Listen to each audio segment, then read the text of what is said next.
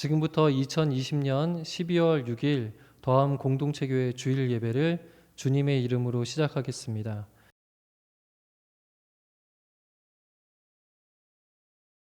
다 같이 사도신경으로 신앙 고백 드리겠습니다. 나는 전능하신 아버지 하나님 천지의 창조주를 믿습니다. 나는 그의 유일하신 아들 우리 주 예수 그리스도를 믿습니다. 그는 성령으로 잉태되어 동정녀 마리아에게서 나시고 본디오 빌라도에게 고난을 받아 십자가에 못 박혀 죽으시고 장사된 지 사흘 만에 죽은 자 가운데서 다시 살아나셨으며 하늘에 오르시어 전능하신 아버지 하나님 우편에 앉아 계시다가 거기로부터 살아있는 자와 죽은 자를 심판하러 오십니다. 나는 성령을 믿으며 거룩한 공교회와 성도의 교제와 죄를 용서받는 것과 몸의 부활과 영생을 믿습니다. 아멘.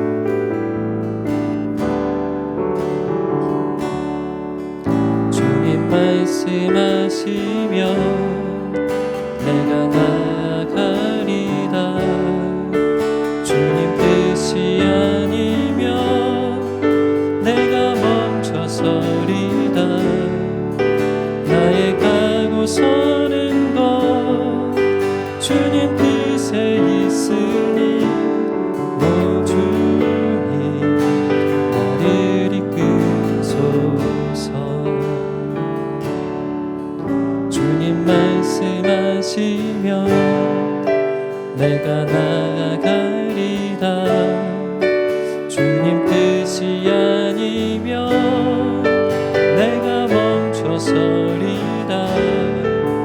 나의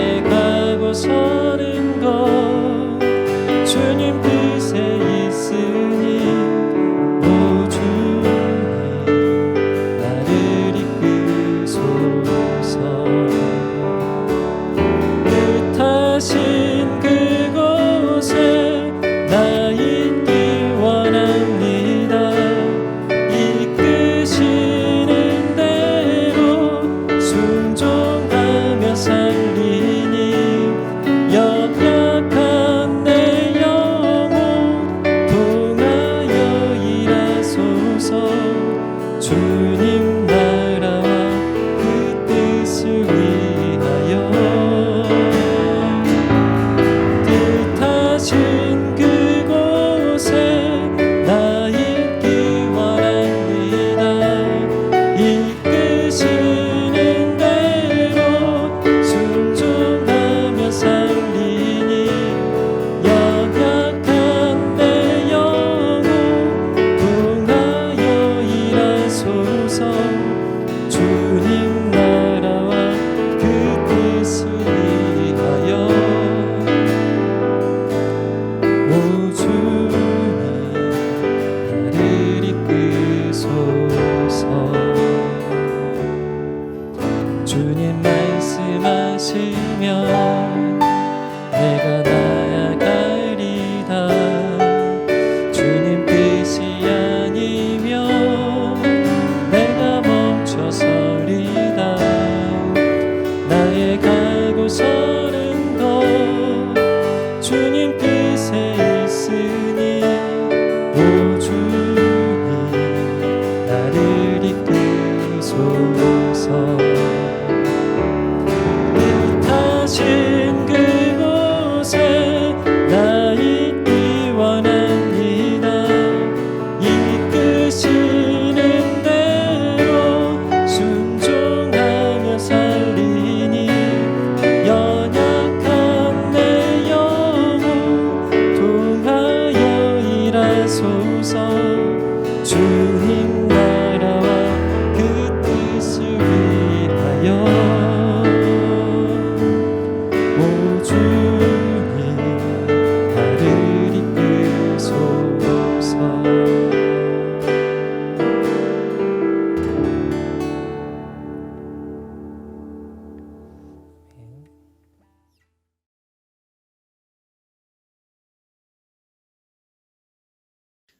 기도하겠습니다. 하나님, 오늘도 허락해 주신 하루를 살아갑니다. 당연해 보이는 것들이 사실은 당연하지 않은 경우가 많다는 점을 생각하면 어떤 하루라도 기본적으로 감사의 기도를 드릴 것들이 참 많습니다. 평화 속에서 하루를 시작할 수 있다는 것, 오늘 하루 잘 곳이 있다는 것, 건강하게 하루를 마무리했다는 것 등등 말입니다. 그런데 건강한 몸으로 하루를 살게 해주셔서 감사하다는 기도를 올리기에는 현재 많은 이웃들이 바로 그 건강으로 고통받고 있는 상황이 지속되고 있습니다. 따라서 건강하게 하루를 보내는 것보다 오늘은 이웃들이라는 단어에 초점을 맞추어 기도하고자 합니다. 단지 기도문을 작성하기 위해 이웃이라는 관습적인 단어를 소비하고 끝내는 것은 아닌지, 먼저 그들을 지금 말한 것처럼 실제 삶 속에서 이웃으로 대하며 살았는지 반성합니다. 그리고 반성이란 것도 양심상의 만족감을 한번 주고 끝나는 소모적인 것으로 끝내지는 않는지도 돌아봅니다. 사실 이 돌아보는 행위는 그러한 점 때문에 내 삶 속에서 그들을 앞으로 진정한 이웃으로 대하고 지속적인 반성으로 이어나가야겠다는 결심을 하는 데에 의미를 두지는 않습니다.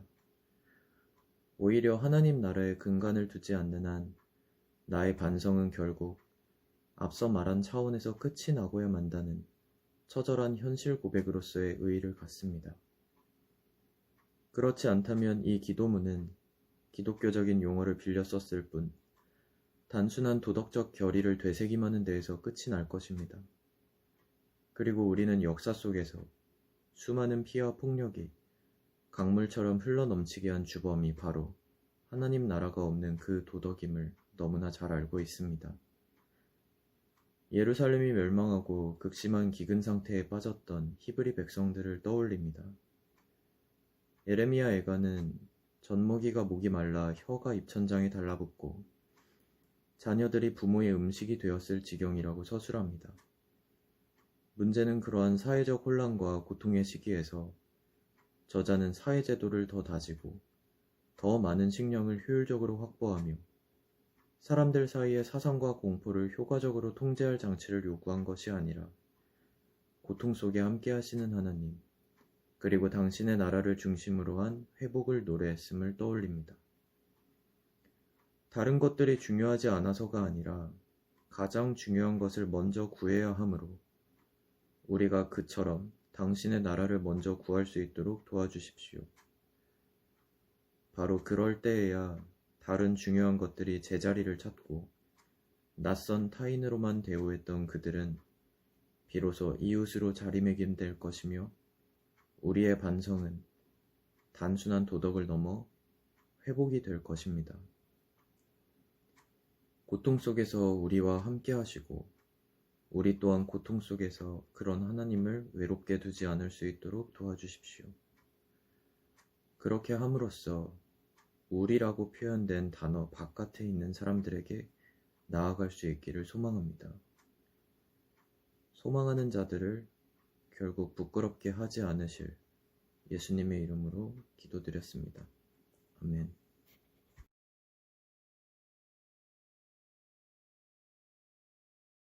네, 교회 소식 전해드리겠습니다. 오늘 교회 소식이 중요한 내용들이 많아요.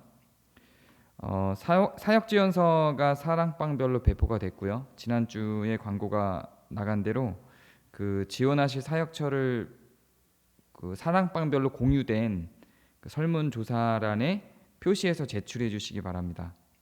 그 2개의 사역처를 제출하실 분은 2번의 설문을 진행을 그대로 해주셔야 됩니다.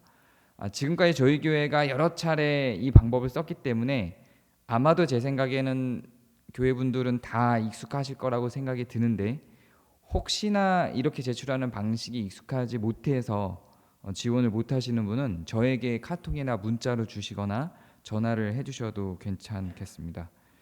그리고 2020년도 지금 이미 사역팀에 소속이 돼서 계속 사역팀 안에 있었던 분들도 저희 교회는 아시다시피 매년 계속 사역팀을 갱신을 합니다. 그러니까 작년이나 올해 소속돼 있었다고 그대로 갈 거라고 그냥 생각하지 마시고 지원을 따로 올해 내년도 사역을 위해서 따로 지원을 해주셔야 됩니다.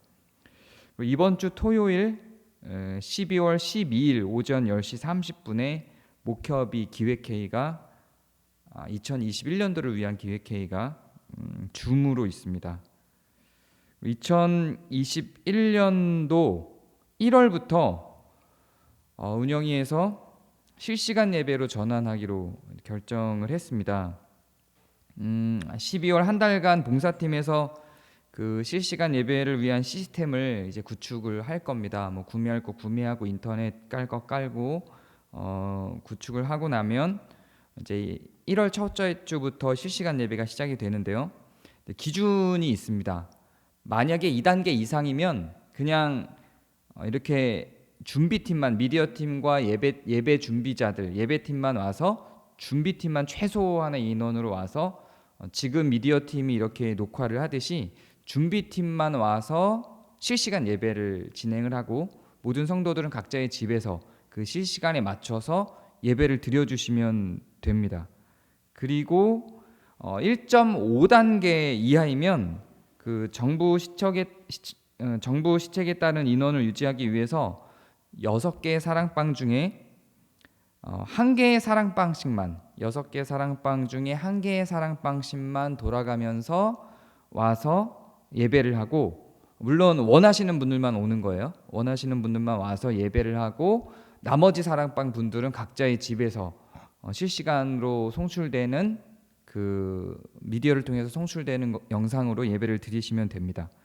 그리고 1단계이면 2개의 사랑방씩 돌아가면서 현장 예배에 참석을 하셔서 동일하게 나머지 사랑방 식구들은 각자의 집에서 송출되는 영상으로 예배를 드리시면 됩니다.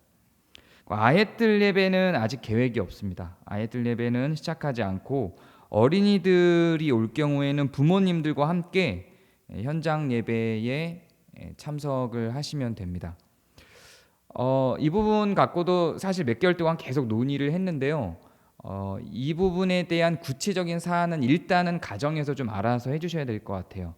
두 부부 중에 한 분만 오시든지 다 같이 오시되 아이들을 안에서 관리하시든지 하는 방식으로 그것은 가정에서 일단은 정리를 좀 해주셔야 될 것 같고요. 더 구체적인 건 상황을 보면서 이 부분들도 교육위원회에서 더 논의를 좀 해보도록 하겠습니다. 일단 지금은 아이들에 대한 구체적인 계획은 지금까지 하던 대로만, 더 구체적인 실행 계획은 없습니다. 현장 예배 참석은 원하시는 분들만 하는 것이고요. 그리고 식사나 예배 후에 다른 프로그램은 없습니다. 그대로 예배만 일단 진행하도록 하겠습니다. 또 예배 장소를 지하로 할 것인지 2층으로 할 것인지도 아직 확정되지 않았습니다.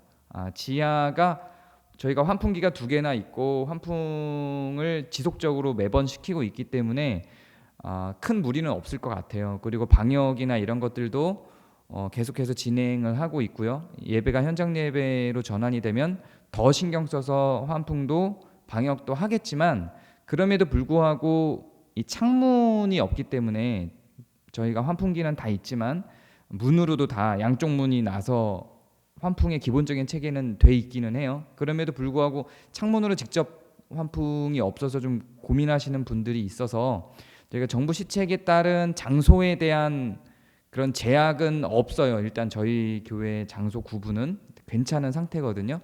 그러나 그럼에도 불구하고 걱정하시는 분들이 있어서 아직 결정을 못했어요. 좀 더 고민을 운영에서도 해봐야 될 것 같아요. 만약에 진행을 하면, 실시간 예배로 진행을 하면 또 1단계로 내려가서 현장으로 여러분들이 오실 때 지하에서 할지 2층에서 할지는 좀 더 고민이 필요할 것 같아요. 그거는 정해지는 대로 다시 나누도록 하겠습니다. 네, 감사합니다.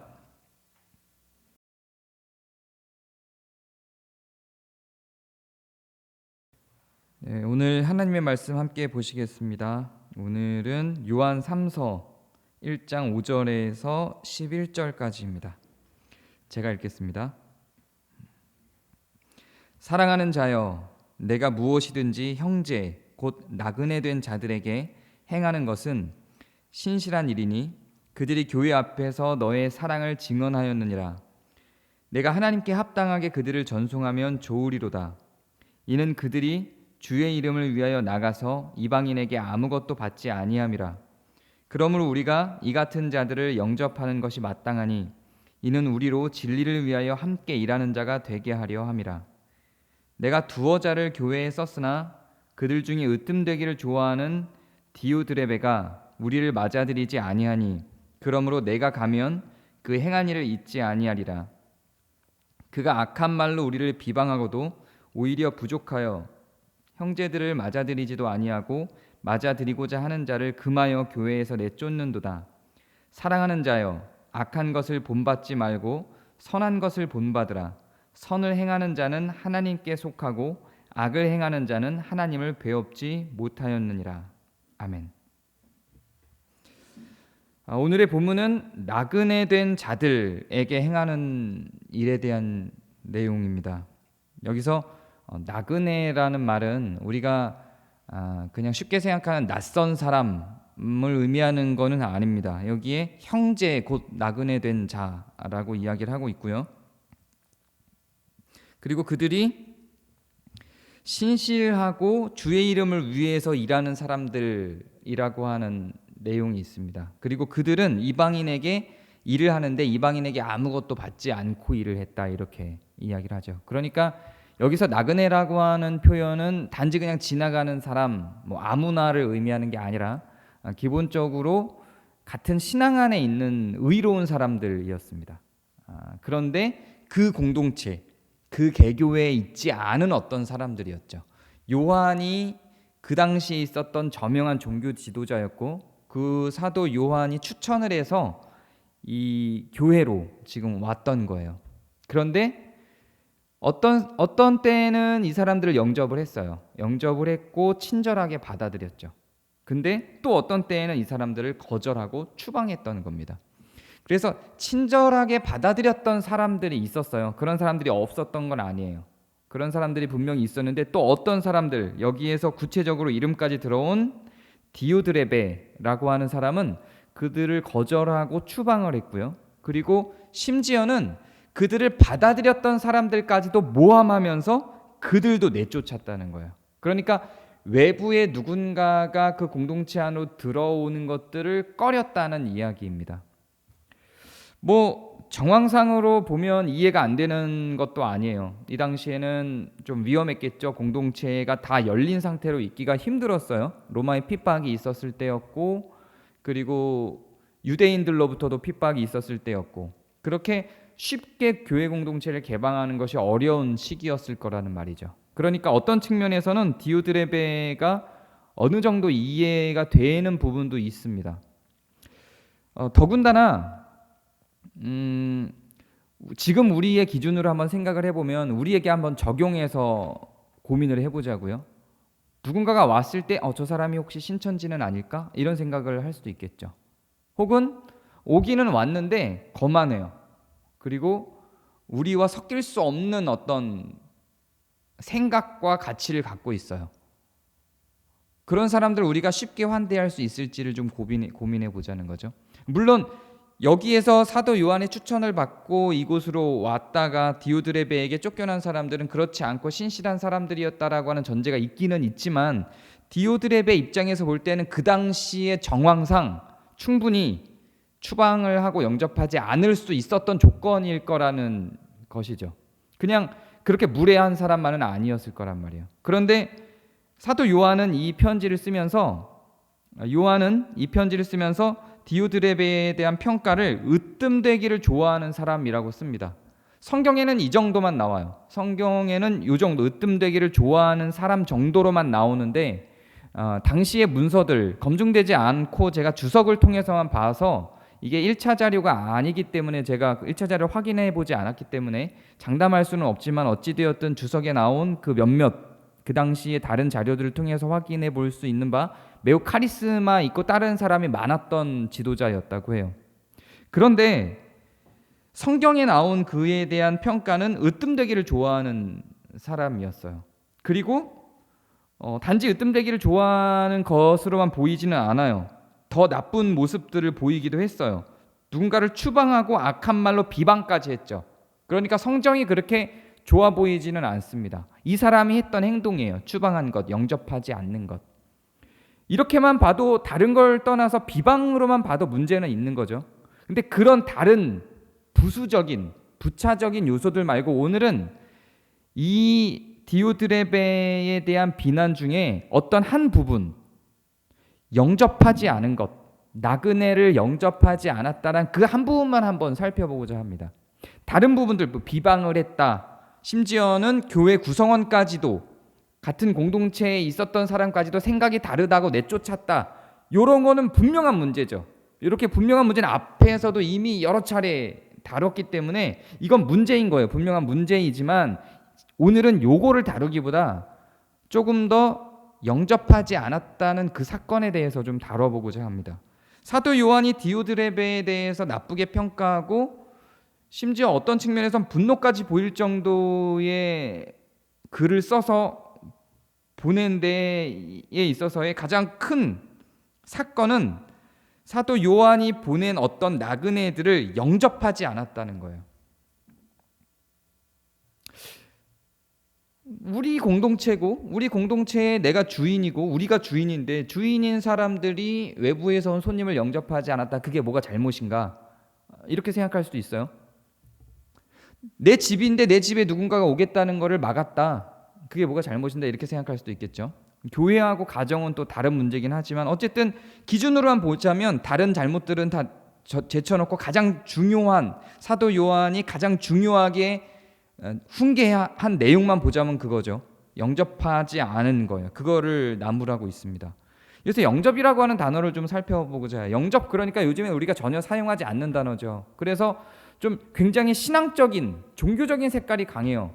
아마도 기독교에서밖에 안 쓰는 것 같아요, 지금은. 그리고 영접이라고 하는 단어가 기독교에서만 쓰기도 하지만 좀 독특하게 사용되는 단어죠. 예수님을 영접한다 할 때 우리의 구원과 매우 밀접한 의미를 갖고 있는 단어입니다. 요한복음 1장 12절에 영접하는 자 곧 그 이름을 믿는 자들에게 하나님의 자녀가 되는 권세를 주셨으니 라고 하는 이 단어 때문에 죄송합니다. 하나님의 자녀가 되는 권세를 주셨다고 해요. 어떻게 하면? 예수님을 영접하면.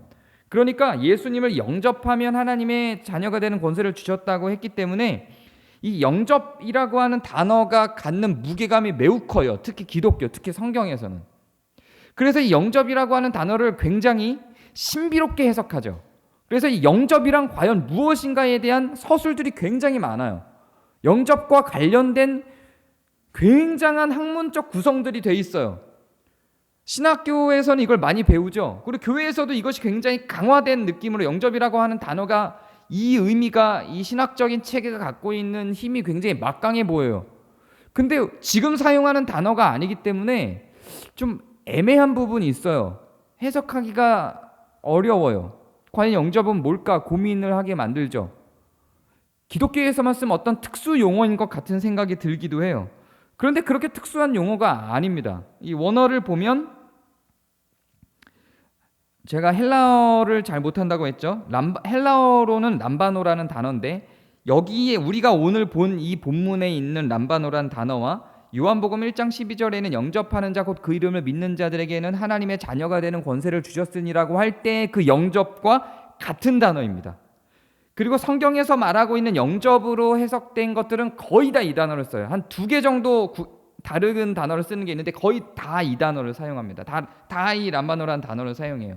같은 의미라는 이야기예요. 예수님을 영접할 때 그 영접과 지금 사용하고 있는 이 영접이 같은 의미라는 겁니다. 또 이것을 히브리어로 번역해 놓은 내용들을 보면요, 거기서 사용하는 단어가 제가 조금 더 이해가 쉽고 또 그 히브리어로 번역된 것들을 보는 게 훨씬 더 이해가 쉬운 게 더 정확한 의미를 가질 수 있는 게 뭐냐면 그 당시에 있는 사람들, 이 단어를 사용한 사람들은 히브리인들이었고 히브리인들의 문화 속에서 사용될 수 있는 용어가 헬라어로 전환된 거기 때문에 히브리어를 보는 게 훨씬 더, 히브리인들이니까 훨씬 더 진짜 의미에 가까울 수 있죠.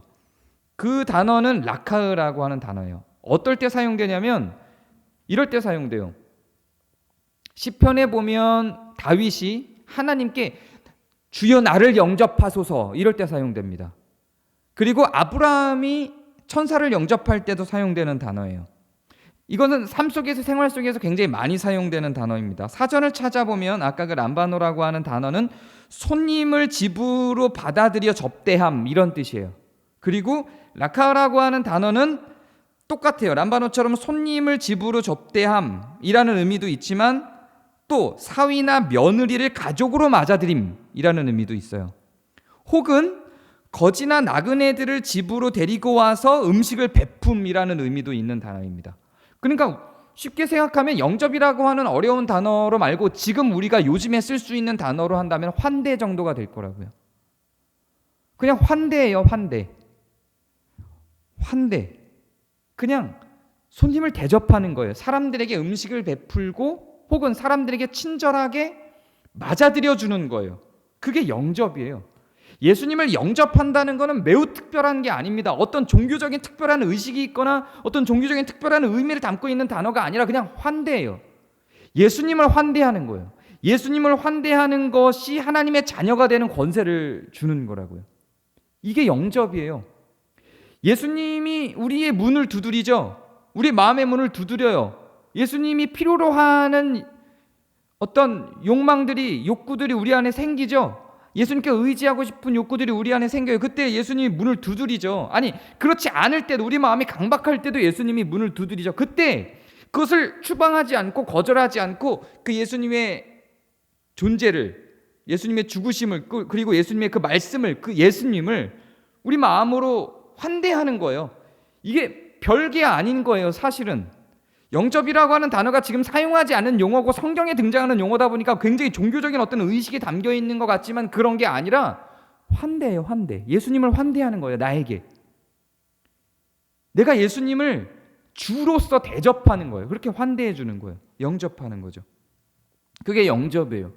특별한 단어가 아니에요. 큰 차이가 없어요. 그냥 우리가 사용하는 환대, 손님 대접의 의미인 겁니다. 그게 영접이에요. 우리 마음 가운데 주님을 어떤 큰 의식을 치러서가 아니라 손님을 대접하듯이 혹은 가족으로 누군가를 맞아들이듯이 그렇게 예수님의 말씀을, 예수님을, 그분을 우리 마음 가운데 맞아들이는 거예요. 그게 영접이에요. 예수님을 환대하는 자, 그 자들이 하나님의 자녀가 되는 권세를 받는다는 이야기예요. 그렇게 환대하는 게 믿는 거라고요. 이렇게 설명하는 거예요. 영접하는 자 곧 그 이름을 믿는 자들에게는, 영접하는 게 이름을 믿는 거잖아요. 환대하는 자 곧 그 이름을 믿는 자들에게는, 그 이름을 믿는다는 게 뭐냐면 그분을 환대하는 거야. 내 마음으로 모셔오는 거죠. 똑같은 거예요. 영접이라고 하는 단어가 이 환대라고 하는 개념이 지금 서구 사회에서는 굉장히 개인화가 되어져 있고 실제로 가족별 어떤로 강화되어 있는 문화 속에 있죠. 거기에서 더 나아가서 굉장히 개인주의적인 어떤 문화 속에 있죠. 서구 사회는. 그러다 보니까 환대라고 하는 개념이 연구된 지가 얼마 안 돼요. 근데 아랍 세계에서는 환대에 대한 연구가 굉장히 역사가 오래됐어요. 그래서 환대에 대한 법도 있어요. 법으로 환대의 법이 있어요. 우리나라에 무슨 환대의 법이 있나요? 손님을 맞아들이는 걸 법으로 정해놨나요? 그런 거 없죠. 근데 아랍에는 환대의 법이 있어요. 누군가가 문을 두드리고 먹여주세요, 재워주세요 하면 3일은 재워줘야 돼요. 그게 법이에요. 3일은. 그게 누구인지를 막론하고 3일은 재워줍니다. 그런 방식의 어떤 법들이 제정될 정도로 그 곳에서는 환대에 대한, 영접에 대한 연구도 많이 돼 있고 문화 속에 정착이 돼 있죠. 그러니까 예수님에 대해서 우리가 받아들일 때 영접하는 자 곧 그 이름을 믿는 자들에게는 하나님의 자녀가 되는 권세를 주셨다는 내용이 사실 그 문자를 영접으로 우리가 사용하지 않는 어떤 종교적 언어로 배운 것과 그것을 삶 속에서 그냥 봤던 그 사람들과는 좀 받아들이는 뉘앙스가 많이 다를 것 같아요. 그렇게 배운 입장에서 지금 이 본문을 다시 보자고요. 그런 환대라는 입장에서 교회에 누군가가 왔어요. 그런데 환대하지 않았어요. 그게 뭐가 그렇게 큰 문제예요? 라고 생각할 수 있지만 지금 요한은 그걸 큰 문제로 삼고 이야기하고 있다는 거예요. 그냥 영접하지 않은 정도가 아니라 추방하고 내쫓은 거죠.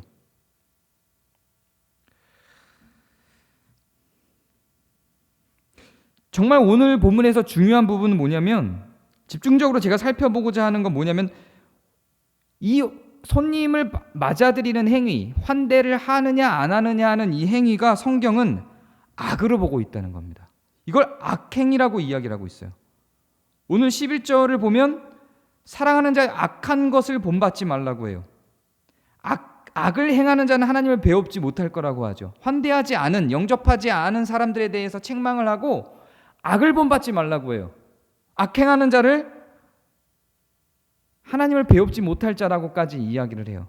영접하는 자 곧 그 이름을 믿는 자들에게는 하나님의 자녀가 되는 권세를 주셨으니 하고 매우 일맥상통하는 내용이기도 하죠.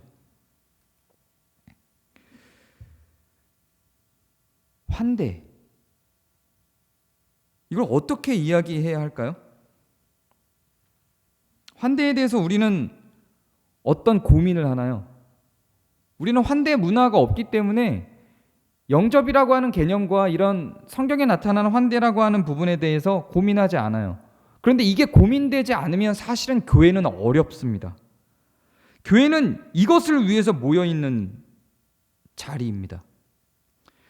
환대라고 하는 건 문화적인 문제이지 진리의 문제가 아니다라고 우리는 생각하죠. 문화적 차이일 뿐이지 이건 진리의 문제가 아니야, 신앙적인 문제가 아니야, 이렇게 생각합니다. 그런데 그리스도를 환대하는 게 곧 구원의 기준이 되었다라고 하는 내용을 생각해 보면 완전히 얘기가 달라져요. 이 환대에 대해서 이해하지 못하면, 영접에 대해서 이해하지 못하면 우리는 구원에 대해서 이해하지 못하고 있는 것과 마찬가지입니다.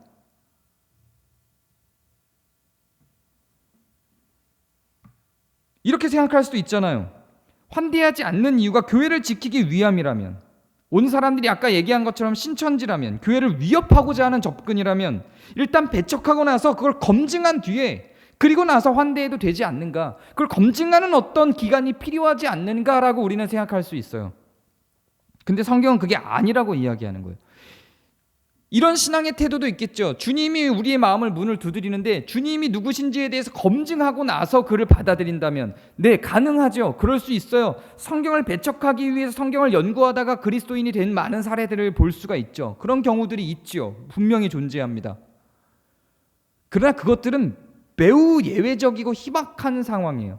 성경이 먼저 제안하는 것은 1차적인 영접이에요. 먼저 그리스도가 환대되어지고 난 다음에 그를 고민하고 싸우고 그 신앙, 그가 하는 말들에 대해서 고민하고 싸우고 점검하는 겁니다. 성경은 그런 방법을 취하죠. 그런 방법을 취하는 이유가 뭐냐면 그게 아람 문화예요. 그게 그 당시 중근동의 문화예요. 이스라엘의 문화예요. 일단 환대가 먼저 있고 손님을 판단하기 시작합니다. 3일간은 일단 환대해서 3일간은 같이 사는 거예요. 그리고 나서 처음에는 손님의 시간이에요. 3일 동안은 손님이 오면 법적으로 그냥 받아들여야 되는 거죠. 그래서 환대의 기간이 3일이에요. 그리고 3일 뒤부터는 주인의 시간입니다. 이제 그를 내쫓을지 계속 같이 머물게 할 것인지를 주인이 정하는 거예요. 그럼 그 3일 동안 손님으로 와서 환대를 받는 그 대상은 어떻게 할까요? 깽판을 칠까요? 앞으로 더 잘 같이 지내기 위해서 그는 나에게 이미 환대를 해서 친절을 베풀었으니 그는 이제 내가 손님으로서 와서 저가 나를 환대를 당연히 해야 될 것이기 때문에 자기가 누림으로 있는 것이 아니라 앞으로 더 잘 함께 지내기 위해서는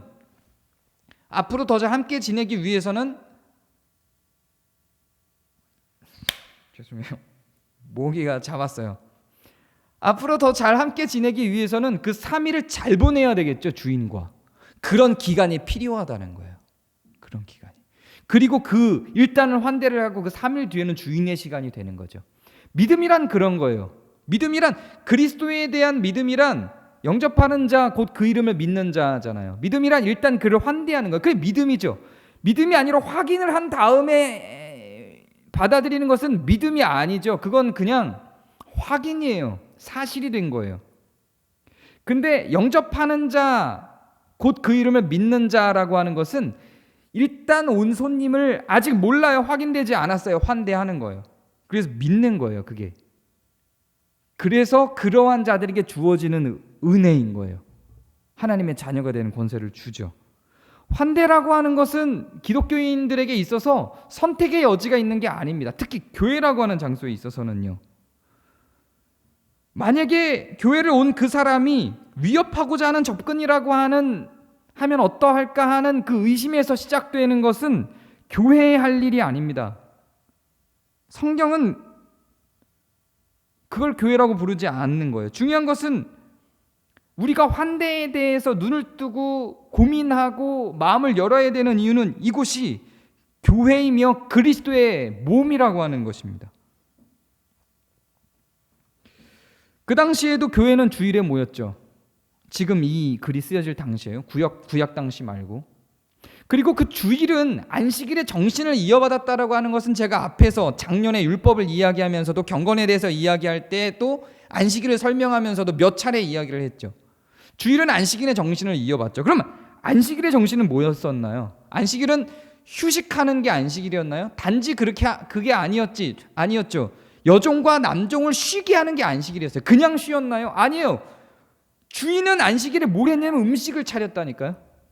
주인은 음식을 차리고 여종과 남종을 초대해서 그 권속들과 함께 먹고 마시게 했어요. 그리고 그 권속과 여종과 남종만이 아니라 지나가는 나그네들까지도 불러서 먹고 마시게 했어요. 그게 안식일의 정신이었죠. 그날은 다 함께 모든 사람들이 그 환대 가운데로 들어오는 날이었어요. 안식일은 환대의 날이에요. 그것이 주일이 있는 안식일이 있는 목적이에요. 우리는 그리스도를 환대하고 하나님을 환대하고 다윗의 기도처럼 하나님은 우리를 환대하고 우리는 또 다른 사람들을 환대하고 성도들은 성도들 간에 성도들끼리 영접하고 환대하는 날이 바로 주일이에요.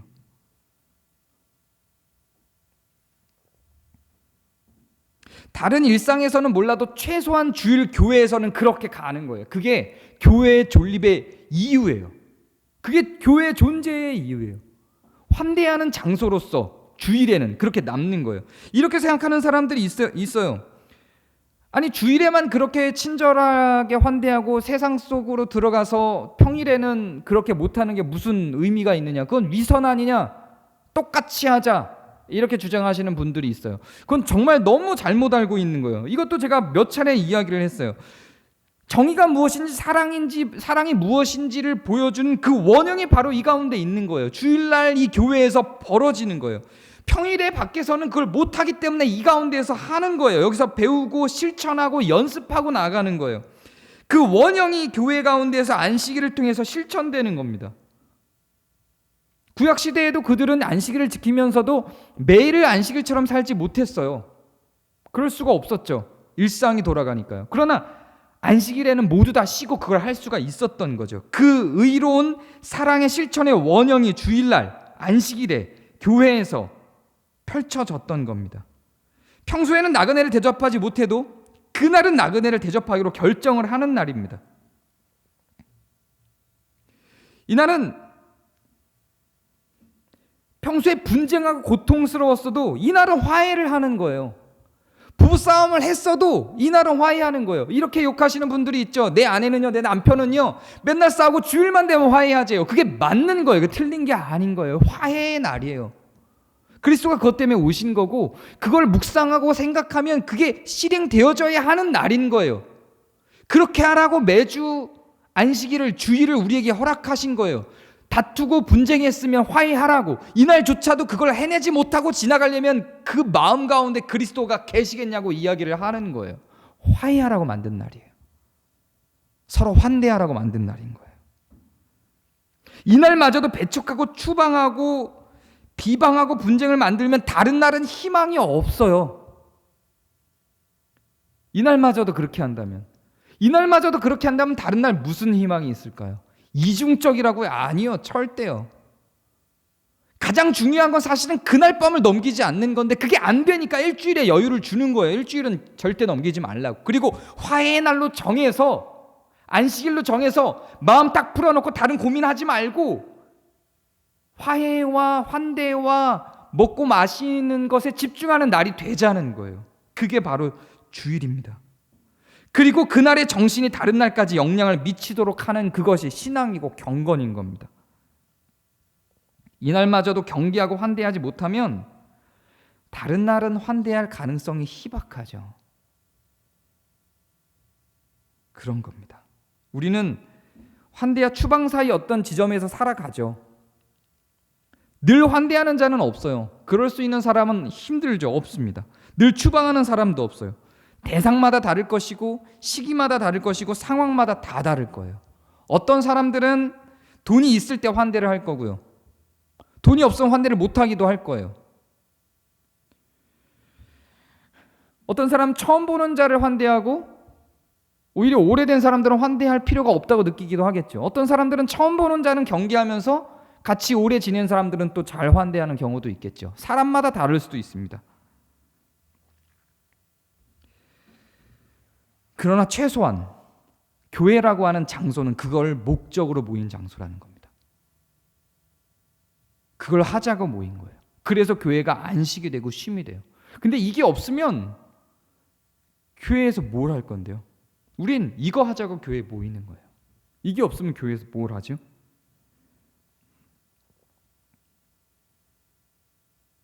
교회는 이걸 위해서 모이는 겁니다. 환대를 위해서 모이는 거죠. 저는 복음은 환대에서 시작된다고 봐도 과언이 아니라고 생각합니다. 아까 영접에 대한 이야기를 해도 그렇죠. 서로 간에 대해서도 마찬가지예요. 환대가 없이 하나님을 모르는 사람들이 하나님을 알 수 있는 방법이 없어요. 환대가 있어야 하나님을 모르는 사람들이 하나님을 알기 시작합니다. 환대가 없이는 경건이 시작되기 어렵다고 저는 감히 말씀드릴 수도 있을 것 같아요.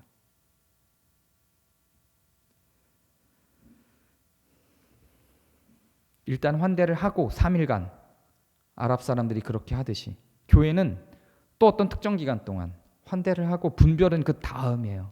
그들이 신천지를 할지라도 일단 환대를 하는 겁니다. 그들이 교회를 비방하러 온 자들이라 할지라도 일단 환대를 하는 거예요.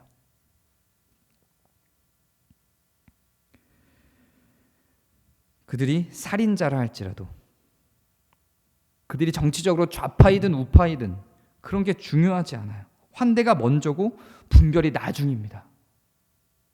로마 시대 때는 그 로마에 대한 입장을 가진 사람들이 다 달랐을 거라고요. 지금보다 정치적인 분리가 훨씬 더 엄청났을 거예요. 그게 열심당이든 혹은 로마의 빌부터 사는 사람들이든 교회 안에 오면 다 환대를 한 겁니다. 정치적인 입장이 교회를 가늠할 수 없어요. 그럴 수 없습니다.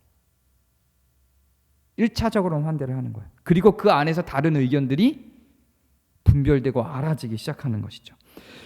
오히려 분별을 내려놓자는 게 아니에요. 그래서 더 분별력은 필요해요. 일단 환대를 해야 되기 때문에 그 사람이 살인자인지 악인인지 우리에게 피해를 끼칠지 우리에게 악한 영향을 미칠지 일단은 환대를 하는 게 교회의 모습이기 때문에 분별력은 더 중요해지는 거죠. 분별력을 내려놓자는 게 아니에요. 분별력은 더 눈에 심지를 끼고 분별은 해야 돼요. 그러나 1차적으로는 우리에는 환대가 더 앞선 행위라고 하는 것입니다. 그건 교우 간에도 마찬가지예요. 더 철저히 해야 해요. 교우 간에 더 철저히 환대해야 합니다. 가족들 간에 더 철저히 환대해야 하는 거죠. 내가 이 세상에서 가장 큰 친절을 베풀어야 될 사람은 내 아내요, 내 남편이에요. 그리고 내 자녀죠. 우리는 쉽게 이걸 망각하기 쉽습니다. 가장 큰 나의 환대를 받을 사람이 바로 여러분의 가족들입니다. 그리고 교우들이에요. 그리고 나그네들이죠. 환대가 없이 분별이 먼저 시작되면 그건 분별이 아니라 구분이에요. 그게 파당 만들기입니다. 환대가 없이 분별이 먼저 시작되면 그건 구분하자는 거예요. 구별 짓는 거예요. 일단 환대를 하고 그를 사랑하고 나서도 얼마든지 우리는 분별할 수 있어요. 그리고 나서 분별하는 게 훨씬 더 교회다운 모습입니다. 먼저 환대하고 사랑하고 그리고 나서야 다름이 의미를 갖는 거예요. 환대가 없이 다름을 먼저 구분지으면 환대는 없었던 겁니다. 다름을 먼저 구분짓고 나와 같아야 환대하겠다는 건 환대가 아닌 거예요. 그건 환대가 아닌 거예요. 일단 환대하고 나서 그 다음부터 다름을 분석하는 겁니다. 그리고 내가 사랑함에도 불구하고 그게 정의롭지 못하기 때문에 받아들일 수 없다면 인정하는 거예요. 받아들이지 못하는 이유를. 그러나 사랑하고 났는데 그 다음에 다름이 분별되고 나서 사랑을 전제로 사랑을 시작으로 그걸 밑바탕으로 나서 그 다음에 분별이 의미를 발휘하는 거예요. 그때도 분별이 되면 품어줄 수 있는 분별인지 품을 수 없는 악인지가 선별이 되겠죠. 그렇지 않으면 사랑이 일단 환대가 먼저 있는 상황이 아닌 상태에서 다름을 먼저 확인하면 그때부터는 그 다름이 악인지 진짜 악인지를 알 수가 없다니까요. 이게 굉장히 오묘한 차이예요. 환대가 먼저 되어야 하는 겁니다. 이것은 지난주에 제가 설교했을 때 그 보편진리 후의 지체의 차이를 보자라고 했던 것과 같은 내용인 거예요. 제가 교회 성도들을 만나면서 우리 교회에 정착한 것에 대해서 저는 새가족 팀의 중요성을 계속 얘기하고 새로 오는 사람들에 대한 환대에 대한 이야기를 계속 하는데 오히려 나는 우리 교회가 환대가 없었기 때문에 교회에 더 잘 정착을 했다. 오히려 그 차갑게 대하고 그냥 별로 신경 쓰지 않는 그 모습 때문에 정착을 했다. 우리 교회의 색깔이 그렇지 않냐라고 하는 말씀들을 많이 하세요. 굉장히 많이 하세요. 근데 그렇게 말씀하신 분들한테 정말 죄송한데요.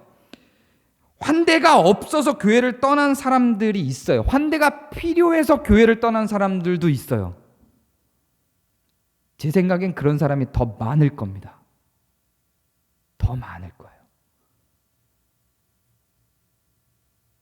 제가 온 뒤로 우리 교회에 거쳐가는 방문자들이 꽤 많아요. 1년에 한 20명 정도의 방문자가 거쳐가면 한 5명 정도가 정착을 합니다. 환대가 있었다면요. 한번 생각을 해보세요. 환대가 없어서 정착을 했다는 아닐 겁니다. 정착을 하려고 이미 다른 이유로 정착을 할 마음이 있었는데 환대가 없어서 마음이 편했던 거겠죠. 그리고 여러분을 그 이전에 다른 기존 교회들에서 여러분의 마음을 불편하게 했던 게 환대 때문이었을까요? 과도한 환대? 단지 그것 때문이었을까요? 저는 그게 환대 때문이었다고 보지 않아요. 환대를, 친절을 싫어할 사람은 없거든요. 그게 어떤 환대냐에 대한 거겠죠. 의식화되어 있고 체계화되어 있는 어떤 그들의 환대의 모형이 싫었던 거겠죠. 환대가 싫었던 게 아니라 나를 영접하고 나를 받아들여 준다는데 그걸 누가 싫어하겠어요.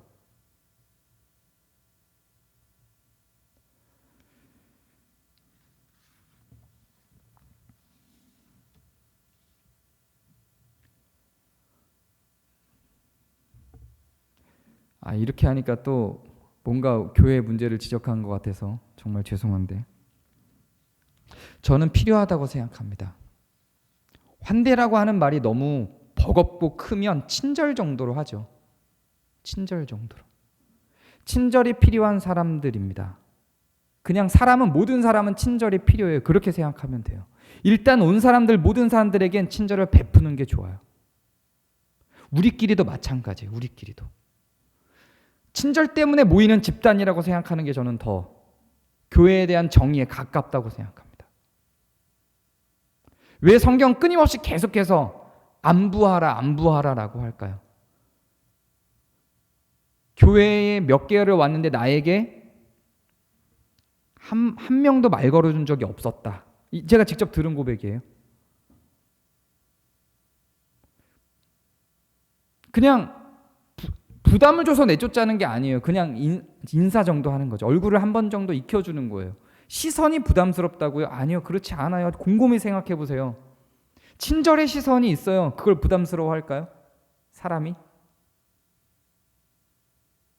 계속해서 몇 개월 동안 처음에 한두 주는 내가 관찰하러 왔기 때문에 그럴 수 있겠죠. 그런데 이게 계속되면, 무관심으로 여겨지기 시작하면 쉽지 않죠. 그 공동체에 있는 것 자체가 쉽지 않아요. 그게 좋아서 그것 때문에 정착하시는 분이라면 그분이 마음이 굉장히 강한 분이에요. 대부분은 그렇지 않습니다, 여러분. 대부분은 친절을 좋아해요. 대부분은 환대를 좋아하죠. 다른 교회에서 환대가 싫어서 오셨다라고 한다면 그 교회 환대가 부담스러워서 우리가 환대하지 않는 것이 좋았다라고 한다면 그게 싫었던 건 환대 때문이 아닐 거예요. 다른 이유 때문일 거예요. 뭔가 형식화되고 위선적 체계, 이런 것들이겠죠.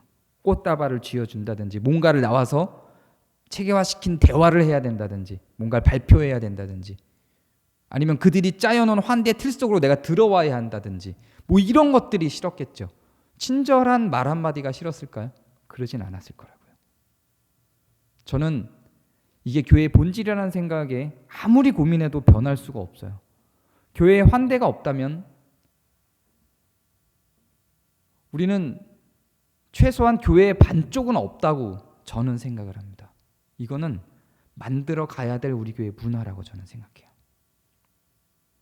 그것이 이미 환대할 만큼 사랑하는 사이이든, 그렇지 않고 내 마음을 불편하게 한 사람이든, 과도한 위선이 아니에요. 안과 밖이 다른 모습이 아니에요. 그게 교회의 목적인 거예요. 그리고 내 안에 그런 환대할 마음이 없어서 안 한다, 그러면 그것들이 연습되어져야 될 거예요. 그것이 없이는 우리는 이 안에서 안식을 누릴 수가 없다니까요. 그거 하자고 모이는 집단이에요. 그게 목적인 집단인 거예요. 오늘로써 경건에 대한 내용은 다뤄야 될 부분들은 다 다룬 겁니다. 이제는 다음 주에는 경건에 대한 최종 정리를 하고 성탄 설교가 들어가게 될 겁니다. 그리고 내년에 대한 계획도 이제 살펴지겠죠. 1년 동안 경건에 대한 이야기를 쭉 달려왔는데요. 가능하면은 쭉 정리를 하면서 돌아보길 바랍니다. 그리고 오늘 제가 얘기했던 이 환대가 경건과 크게 다르지 않다는 것을 한번 1년 동안 우리가 달려왔던 경건에 대한 내용을 살피면서 고민해 보시기 바랍니다. 지식으로만 있지 아니하고 삶으로, 실천으로, 그래서 정말로 이 환대가 우리에게 기쁨을 주는지 확인하는 그런 교회의 공동체가 되기를 바랍니다. 제가 기도하겠습니다. 은혜 하나님 영광 올려드립니다. 주님을 영접하도록 우리에게 요청하셨던, 주님을 환대하도록 우리에게 요청하셨던 주님, 그리고 주님께 나를 환대해 달라고 요청했던 많은 믿음의 선진들의 고백들을 우리가 봅니다. 그리고 교회 공동체 안에서 서로를 환대하도록 요청해냈던 많은 선지자와 사도들의 가르침을 기억합니다.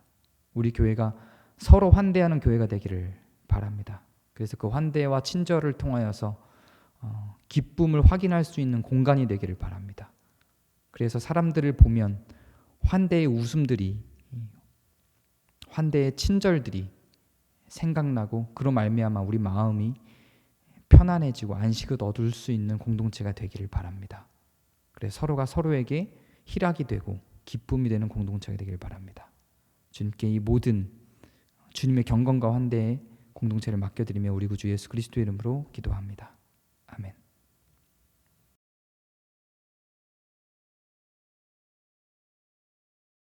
우리 더불어 함께하는 기도를 드리도록 하겠습니다. 크게 두 개로 나눠서 드릴 건데요. 저희가 계속 기도하는 것처럼 코로나의 상황의 안정을 위해서 기도해 주시기 바랍니다. 조금씩 안정됐다가 또 올라갔다 계속 이게 반복이 돼서 좀 불안한 상황인데요. 코로나 안정을 위해서 기도해 주시면서 더불어 경제를 위해서도 좀 기도해 주세요. 코로나만큼이나 경제적인 위기도 적지 않다고 저는 생각이 됩니다. 이게 우리나라만의 문제가 아니라 전 세계적인 문제이기 때문에 전체적인 그런 공황 상태로 갈 위험도 있고 그래서 좀 경제를 위해서도 많이 기도해 주셔야 되고 보건 분야를 위해서도 의료진들을 위해서도 병원들을 위해서도 좀 기도를 해 주셔야 될 것 같습니다. 무엇보다도 국가적 안정을 위해서 기도해 주셔야 될 것 같아요. 저 개인적으로는 IMF 때보다도 더 위기가 아닌가 이런 생각이 드는데요. 그때 국민들이 뭉쳤던 것처럼 지금 뭉치진 않는 것 같아요. 지금은 그때와 다르게 더 큰 위기인데도 불구하고 굉장히 분열되는 조짐이 더 강한 것 같은데 국가가 안정이 돼야 이러한 불안함들도 좀 잡히지 않을까 하는 생각도 듭니다. 그래서 코로나와 경제, 보건 분야와 국가의 전체적인 안정을 위해서 우리 함께 기도해 주시기 바랍니다. 기도하겠습니다.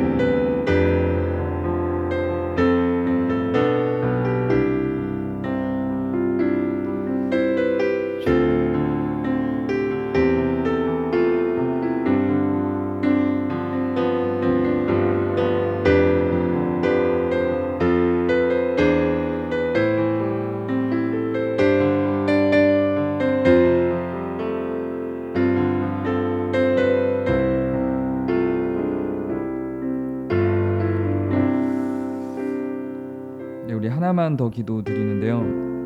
우리 이웃과 우리 교회 교우들을 위해서 기도해 주시기 바랍니다. 또 날이 추워지면서 걱정이 되는 여러 이웃들이 있습니다. 여러분의 이웃들 또 교회 주변의 분들도 좀 우려되는 부분들이 좀 있고요.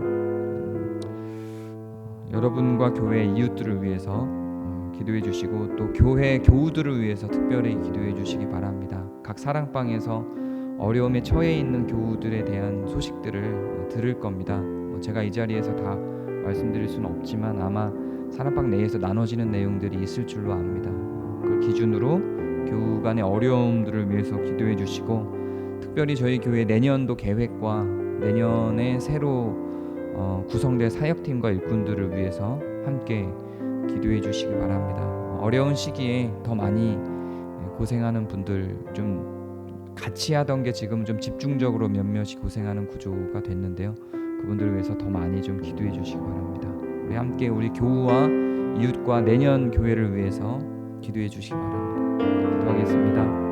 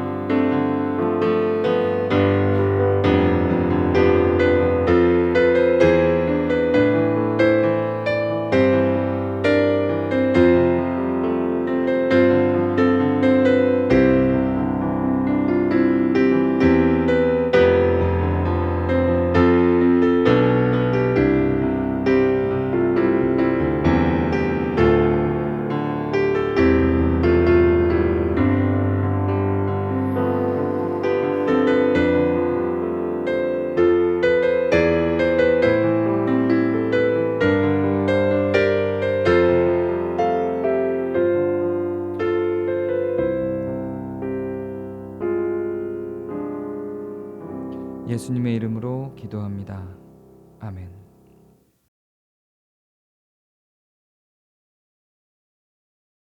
네, 우리 다 함께 서로를 눈에 보이진 않지만 서로를 환대하는 마음으로 예찬 교독문 함께 교독하시겠습니다.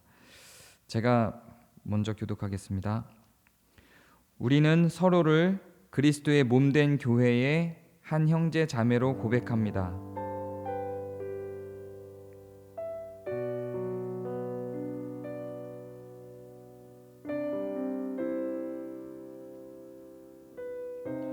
우리는 우리 자신의 일만 돌보지 아니하고 서로를 돌아보며 서로의 짐을 지어주고 서로를 기쁨으로 도와줄 것입니다.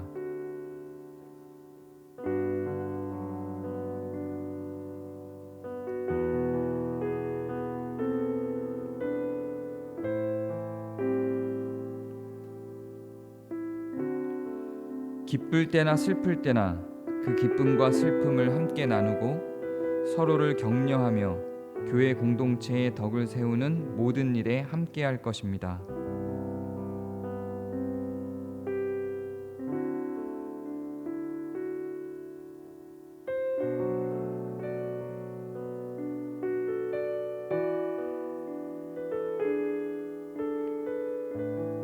우리는 또한 우리에게 베푸신 하나님의 풍성한 사랑을 우리의 이웃과 더불어 나눔으로 하나님께 영광을 돌릴 것입니다. 함께 읽습니다. 지금 우리 모두는 서로 한 몸으로 연결되어 우리 주 그리스도와 함께 연합합니다. 아멘.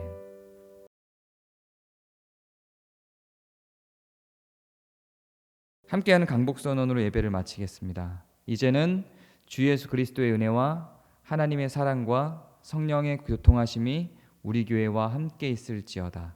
아멘.